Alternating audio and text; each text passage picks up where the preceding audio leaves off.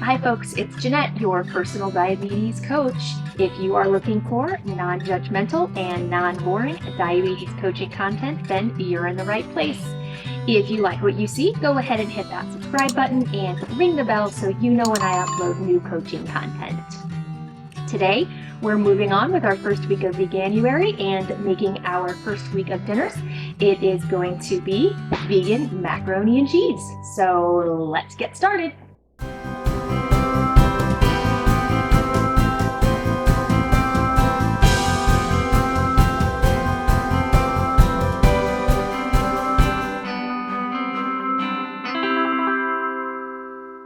Welcome back.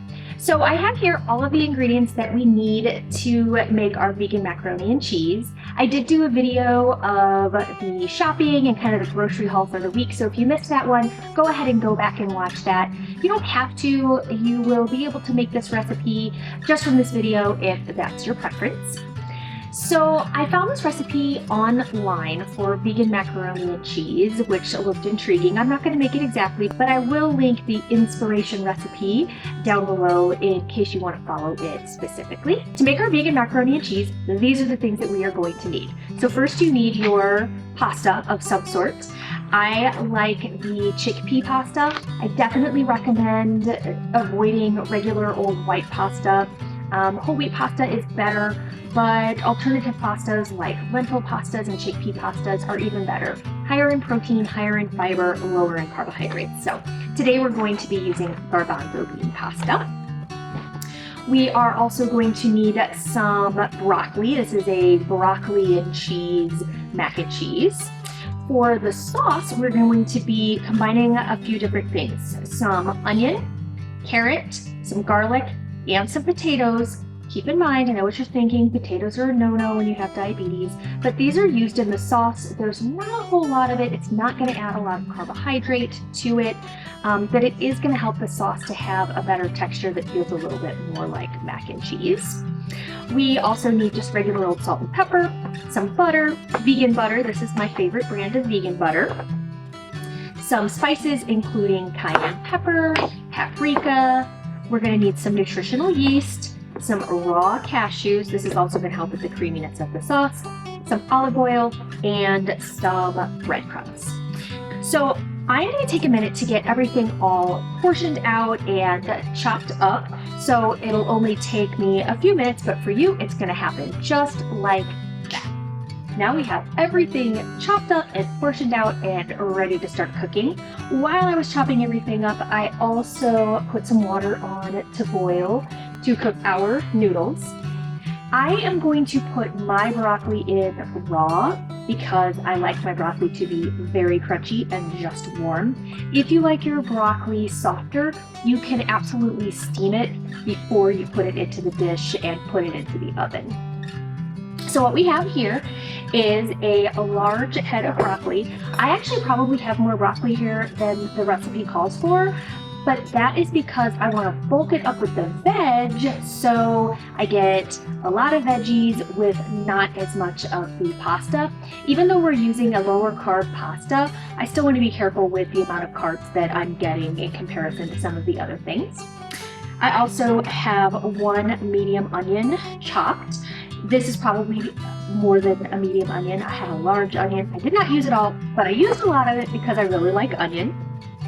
I also have here a small potato chopped up, some nutritional yeast, 5 tablespoons. This is 1 medium carrot chopped. This is 1 cup of raw cashews. It's really important that they're raw or you're not going to get the right texture. I also have the spices. This is a half a teaspoon of paprika and a 1/4 teaspoon of cayenne. I was a little heavy on the 1/4 teaspoon of cayenne because I like a little more spice, so you can absolutely do that. I've got 1 cup of vegan panko breadcrumbs. So the recipe calls for 2 cloves of garlic. I love garlic almost as much as I love onions and spice, so I actually have 4 cloves of garlic here. I also have 1 tablespoon of Dijon mustard and then some vegan butter to mix with the breadcrumbs to put on top for a little bit of crunch. So the first thing that we need to do is get our pasta on and cooking. So I'm going to do that. And then we are going to start with our sauce.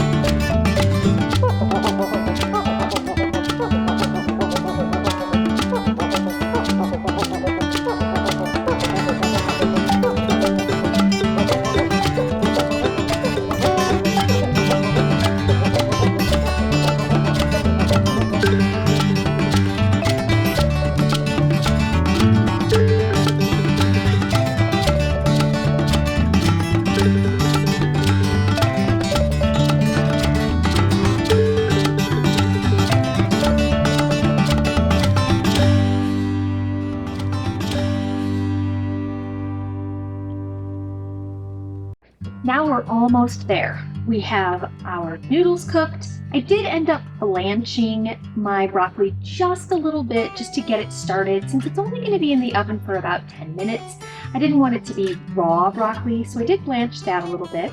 We have our cheese sauce here. Now we just need to get the breadcrumbs ready. So I melted just a little bit of vegan butter, so I'm going to pour that into the breadcrumbs and just give it a little stir so they're all coated. And this is going to go on top of our mac and cheese, so when we put it into the oven, it will get a little bit of a brown crust on top. You don't have to put the butter in, but it does help give you a little more crunch from the topping. So now I have the butter all mixed in with our breadcrumbs. Next, we are going to want to put everything all together in a large casserole dish. I'm going to start by putting in my broccoli because I want to use all of the broccoli. So if there's limited room in there, I want to make sure I got all of the broccoli in. So I'm just going to pour all of that in. So, okay. Now we have our broccoli all in our baking dish. Now I am going to put the noodles on top of it. Again, these are the garbanzo bean noodles. I think they're all gonna fit. They sure do. The recipe says to mix this all in the pot that you cooked your vegetables in, but it doesn't really matter. I like to get everything in the baking pan and then pour the sauce on top. The one other thing that I changed in the sauce, if you go to the original recipe, it recommended white miso paste. And I think the reason they included that was to give it a little bit of a saltiness and that kind of umami flavor. Umami is like flavor that you get from meat, or like a savory flavor. I didn't have any white miso, and you have to get it in a big container, so I skipped it, and instead I put just a little bit of tamari, which is just a type of soy sauce, to give it that little bit of saltiness and maybe that little bit of that umami flavor.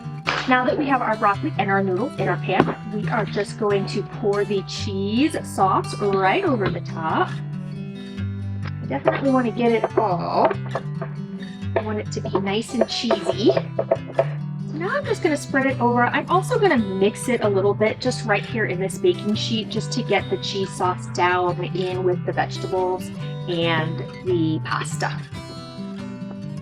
The last thing we need to do is just to sprinkle our topping on top, and then we can get it into the oven. Once I had everything finished before I started putting it together, I went ahead and turned on the oven and preheated it to 450 degrees. I don't normally cook a casserole like this at that temperature, but that's what the recipe said, so I'm gonna try it and just go by what the recipe said.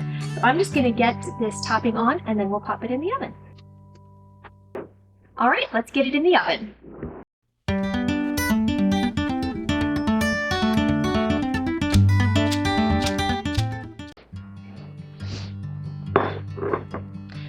Well, our vegan mac and cheese is out of the oven. It smells amazing. I'm not quite going to portion it out yet. I want to let it cool a little bit, but I do want to just take a little taste to see what it tastes like. I just pulled a little piece out with just a piece of broccoli and some of the noodles. It is very hot. I literally just pulled it out of the oven, so.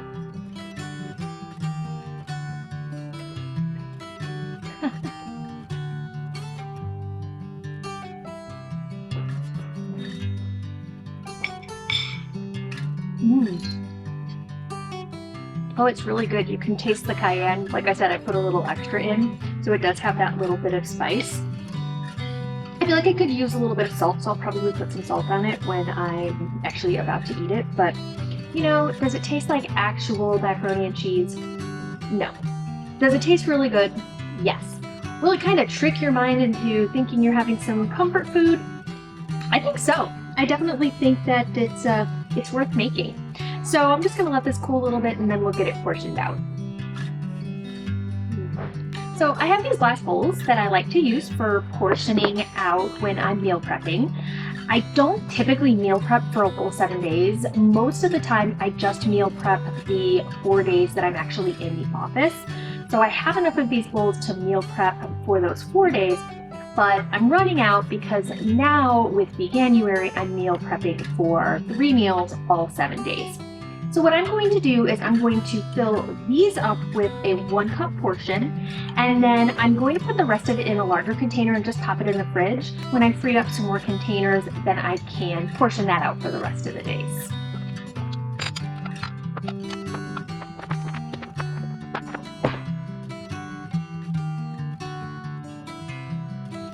Now that we're done making and portioning out our dinners into 1 cup portions, let's talk about the numbers.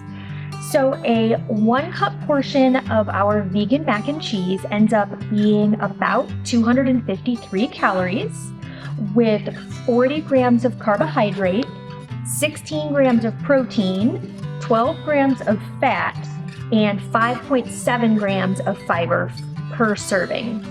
So remember, we can subtract the fiber from the carbohydrates, so your body's seeing about 34 to 35 grams of carbohydrate per 1 cup serving of this vegan mac and cheese. If any of you have ever calculated the carbohydrates in a typical macaroni and cheese, you'll know that it is definitely more than 40 carbohydrates. So this is a really good option for people with diabetes. It's also important to consider where the carbohydrates are coming from in this recipe. So most of the carbohydrate is coming from the garbanzo bean pasta, and garbanzo beans are a great source of slowly absorbing carbohydrates. The other big contributor to the carbohydrates in this recipe are from the cashews, and believe it or not, the nutritional yeast. But again, those are really good sources of carbohydrate. Please let me know in the comments if you end up making this and tell me what you think. If you enjoyed this video, definitely give it a thumbs up so other people can find it too. We'll see you next time. Bye!